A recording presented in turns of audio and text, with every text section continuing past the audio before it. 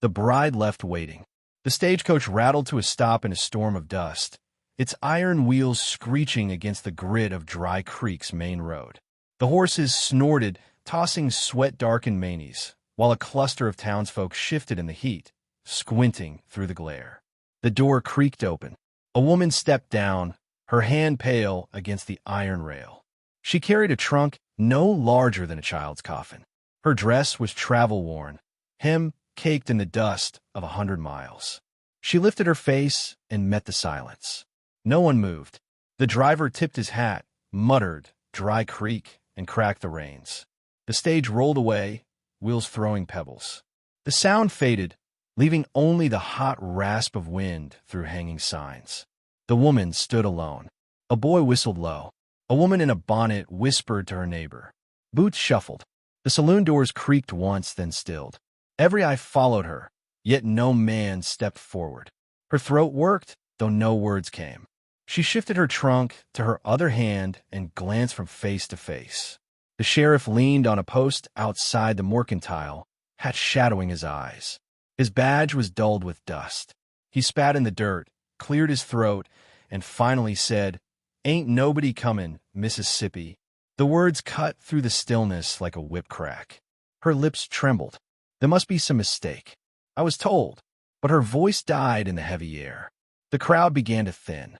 Boots scuffed against boards, skirts rustled against dry earth, until only echoes and heat remained. A dog barked somewhere down the road. The woman stood where she had been left, the trunk digging into her palm. Her eyes flicked to the depot sign, already fading in the blowing dust, as if the town itself might vanish beneath her. Minutes stretched. The sun burned higher. The town gave her nothing but its silence. Then, a tug at her skirt. She looked down. A girl stood there, no higher than her waist, hair braided in two uneven tails. Her dress was patched, shoes scuffed thin. The girl's eyes were wide and solemn, fixed on her as if she had been waiting all along. The woman bent slowly, her shadow falling across the child's small frame. "Yes, sweetheart." The girl leaned close, her voice a secret meant for no one else. "I chose you for my daddy." The woman blinked, breath catching. For a heartbeat, she thought the heat had driven her to hearing things. But the child's hand closed around her fingers, firm and certain. Before she could speak, the girl tugged. "Come on." The woman hesitated. The street stretched long and empty. Faces still peeked from doorways, watching, whispering. She felt the weight of their stares as the girl pulled her into motion. Her trunk scraped along the boards of the walk. Step by step, she followed the small hand leading her away from the station, away from the silence, down the road that led out of town. Dust rose with each footfall. The sky loomed pale and pitiless. The girl said nothing more, only tugged with that strange certainty of a child who knows she has made a choice. At the far edge of town, the buildings fell away. Fences leaned into weeds. Windmills creaked like tired bones. Beyond stretched the hard land, red dirt, scrub, a horizon cut by distant mesas. The girl stopped. She pointed. There, half hidden by a stand of dying cottonwoods, a man waited on horseback. The woman's breath quickened. The horse was lean, sweat streaking its flank. The man upon it sat rigid, his shoulders bent beneath the weight of silence. His beard was dark with dust, his coat worn thin. A rifle lay across the saddle, one hand resting on it, though his eyes, gray, hollow, never left her face. The girl skipped ahead, arms wide. "Daddy, I found her." The man dismounted slowly. Boots crunched against gravel. His gaze moved from the girl to the woman, then back again, as though he could not quite believe what he saw. The woman shifted her trunk, heart hammering. "Sir, He lifted a hand, not to greet but to halt. His voice came low, rough as stones dragged over dry ground. "I didn't send for you." The girl wrapped her arms around his waist, smiling up at him. "But I did." The man's jaw tightened. His eyes, hollow with years of something she could not yet name, held hers a moment longer. Then he turned, leading the horse by the reins. "Bring your things," he said, without looking back. The girl tugged the woman's hand once more. and though the dust stung her eyes and her pulse beat like a drum, she lifted the trunk and stepped into the shadow of the man and his child, leaving behind the silence of Dry Creek. The land of shadows. The windmill shrieked as it turned, rusty blades cutting the hot air. Evelyn gripped the rope tight, the bucket sloshing as she hauled water from the well. Her palms burned against the hemp. A horse nickered somewhere beyond the fence. Behind her, Daniel's voice carried sharp. "That's enough. Don't waste the well." She turned. He leaned against the post, arms crossed, hat shadowing his eyes. His rifle rested by the door, always near. The girl sat on the porch steps, chin in her hands, watching both of them as if waiting for a quarrel. Evelyn set the bucket down hard. The splash dampened her skirts. Your daughter needed water. Daniel's jaw moved, though no words followed. He turned away, boots striking wood as he climbed the steps. Clara's eyes darted between them. The land stretched quiet around the ranch, broken fences bowing under heat, grass brittle as ash.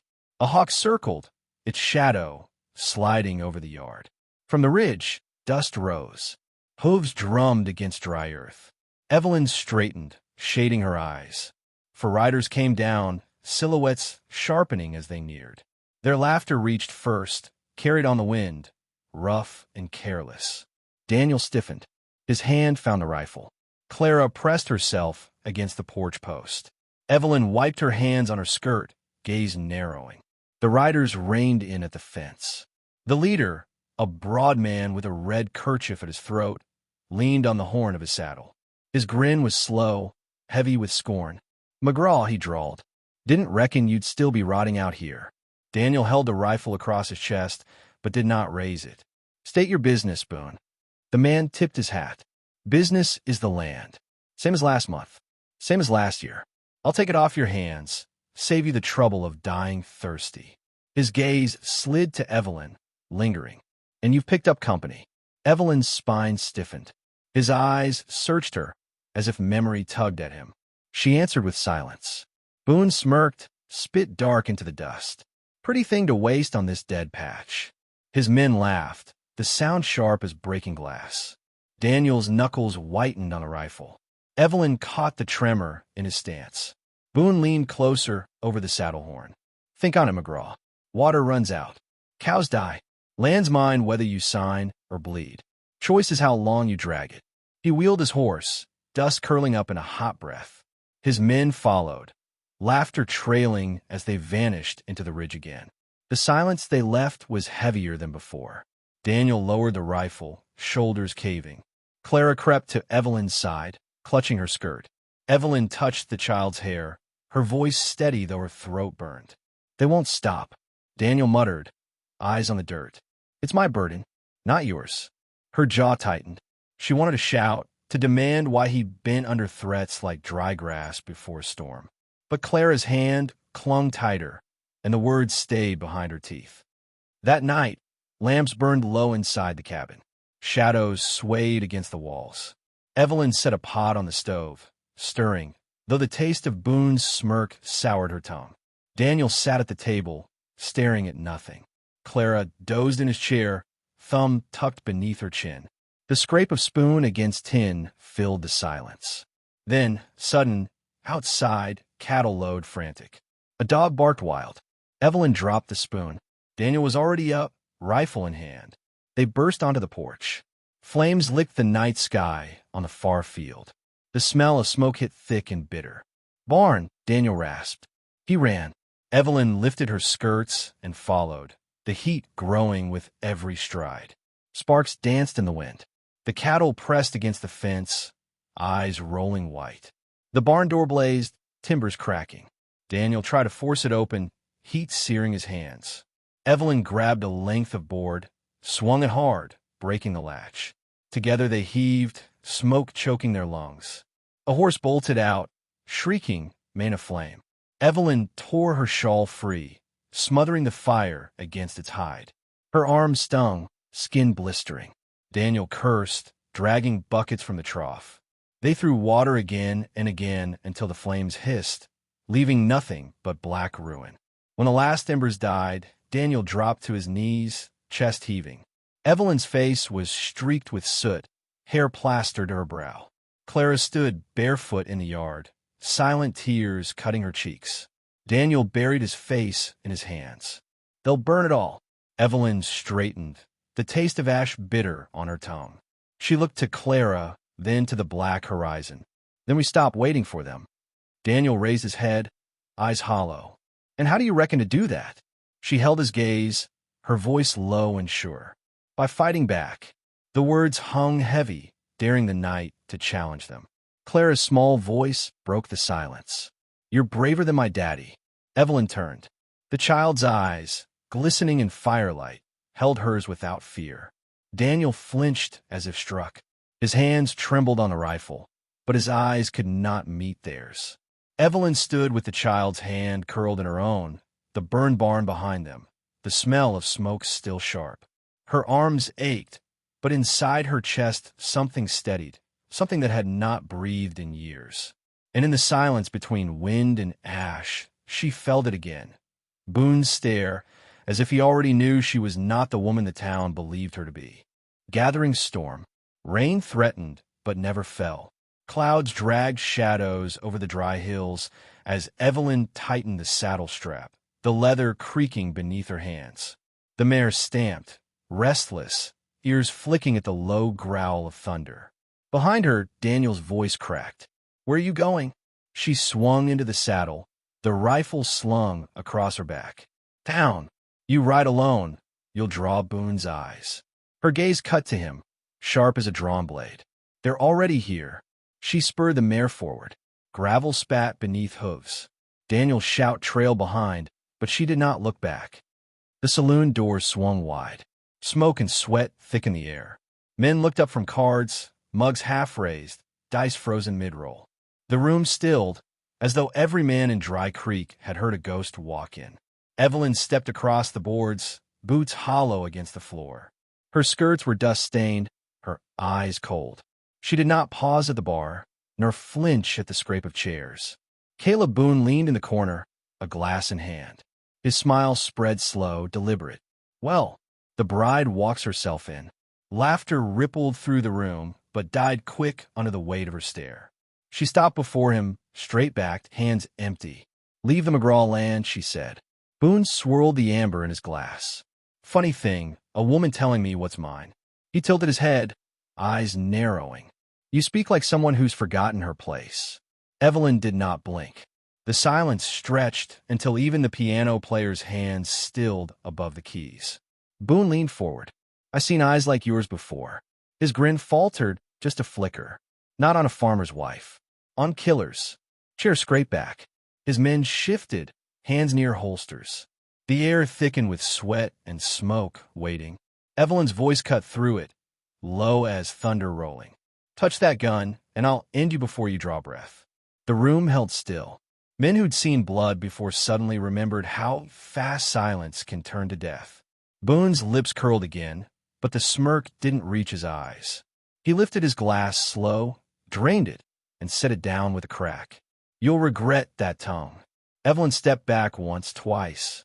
The saloon doors swung wide again as she vanished into the street, the whisper of her name rising behind her like smoke.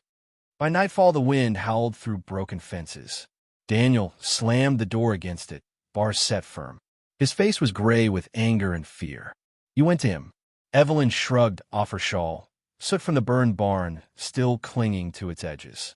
"He needed to see I wasn't afraid." His fist hit the table. The lamp shuddered. "You've made us targets." Her eyes snapped to his, fierce.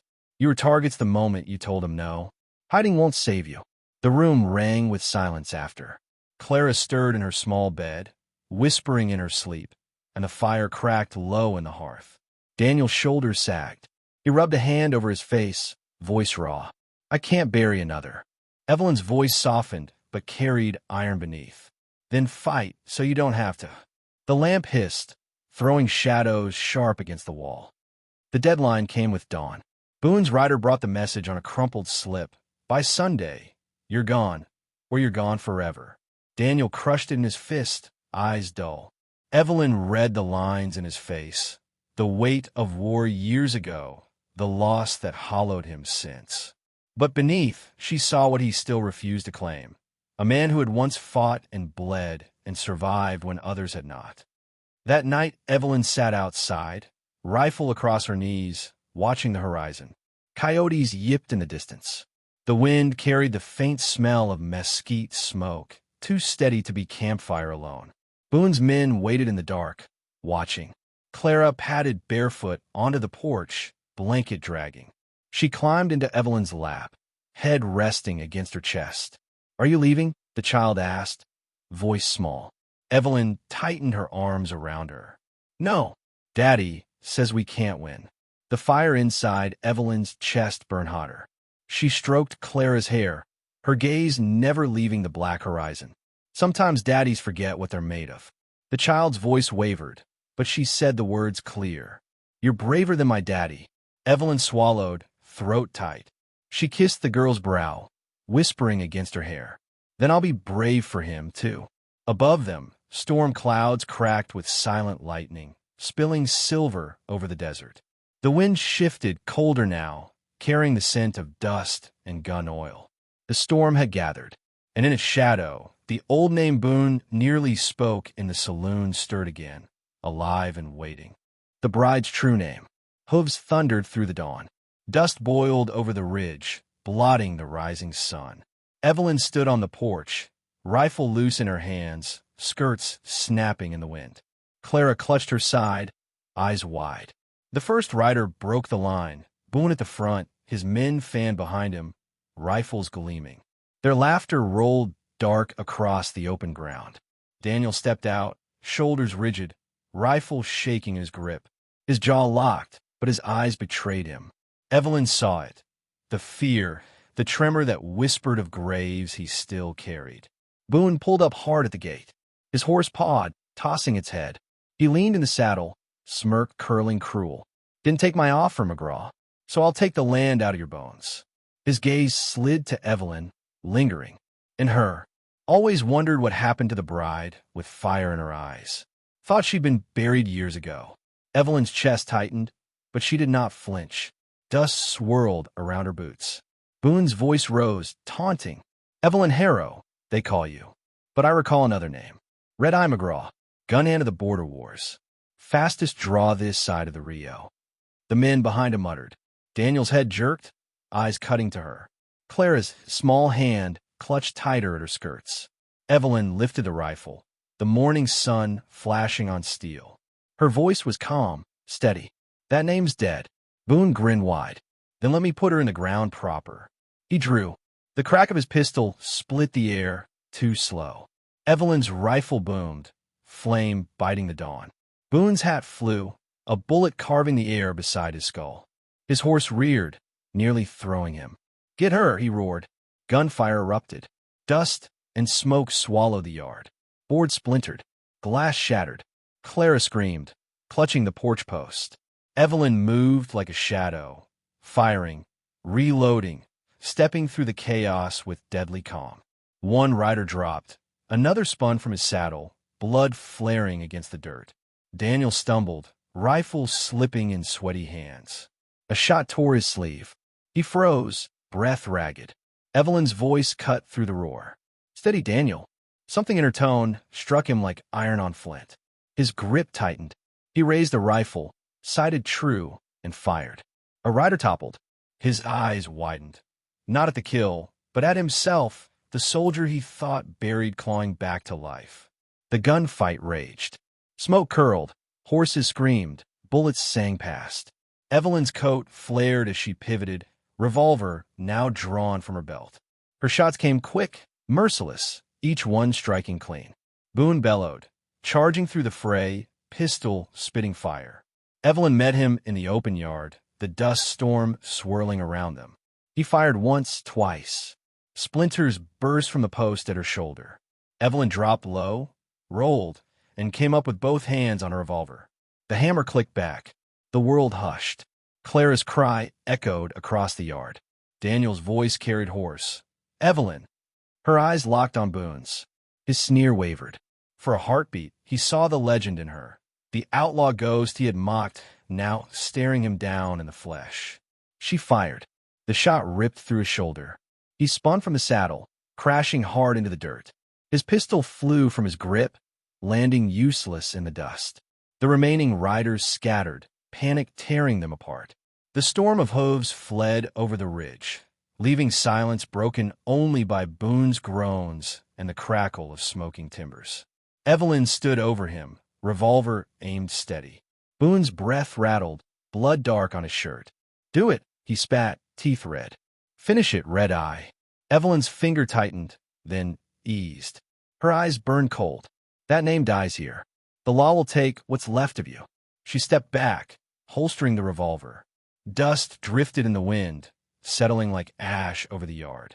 Daniel limped forward, rifle slack at his side. His eyes met hers, searching, shaken. Clara rushed into Evelyn's skirts, burying her face.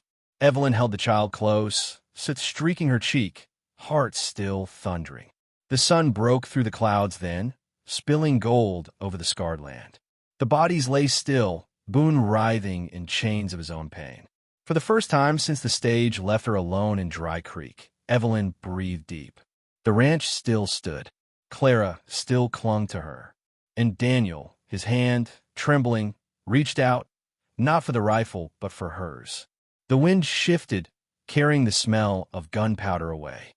And somewhere in the hush, a voice older than memory seemed to whisper she was not the bride no man claimed, but the woman who chose her family and carved justice from the dust.